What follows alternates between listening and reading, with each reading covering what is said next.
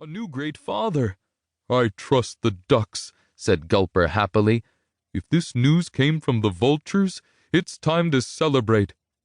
I hope so, said young Skimmer. I don't even remember a time when we had a great parent's guidance. Does it make such a big difference? It changes everything, Gulper told him. A great parent guides, advises, settles disputes. All Bravelands' troubles would be over.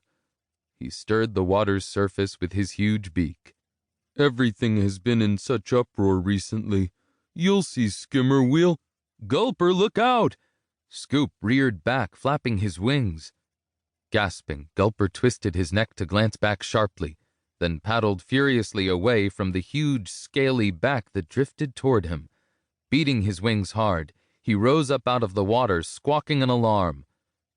But the crocodile did not submerge for a sneaky attack, and it didn't lunge from the water to strike. As the frightened pelicans milled above it in a flurry of white wings, it drifted on, oblivious.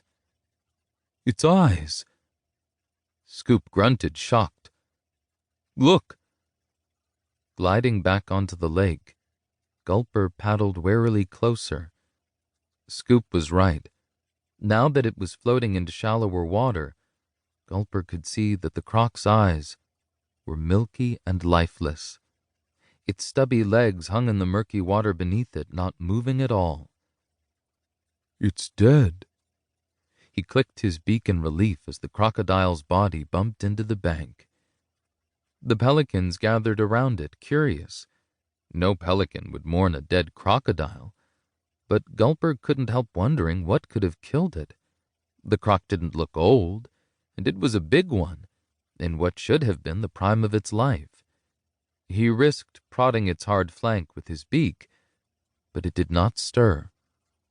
Biggest croc I've ever seen, remarked Scoop, his eyes wide. I'm not scared, crowed young Skimmer, lifting himself into flight.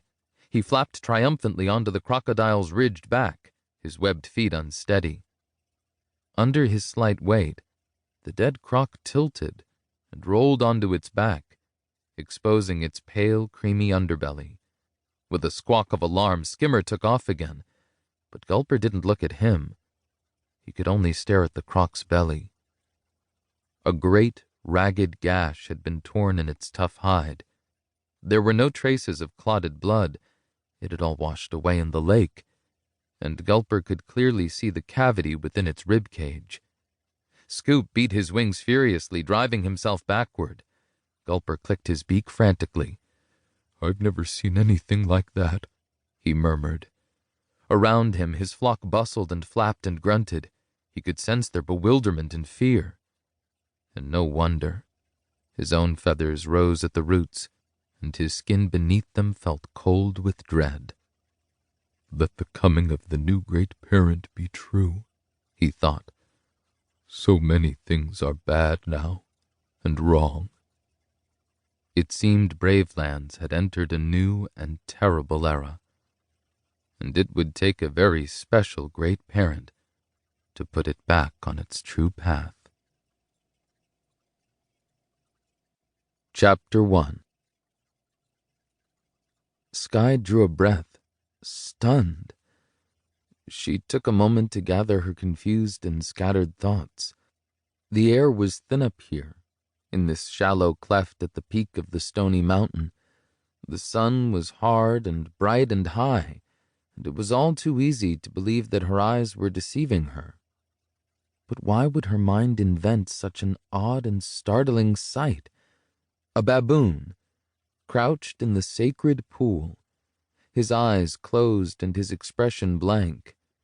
Vultures were hunched in a circle around the pool, their black eyes riveted on him. It was a baboon she recognized. Skye blinked, slowly, and tensed. Hesitantly, she extended her trembling trunk. Thorn? His eyelids fluttered, then slowly opened. He gazed at her, a trace of confusion in his eyes. Yet as she stared at him, wondering, her strongest impression of his mood was one of peaceful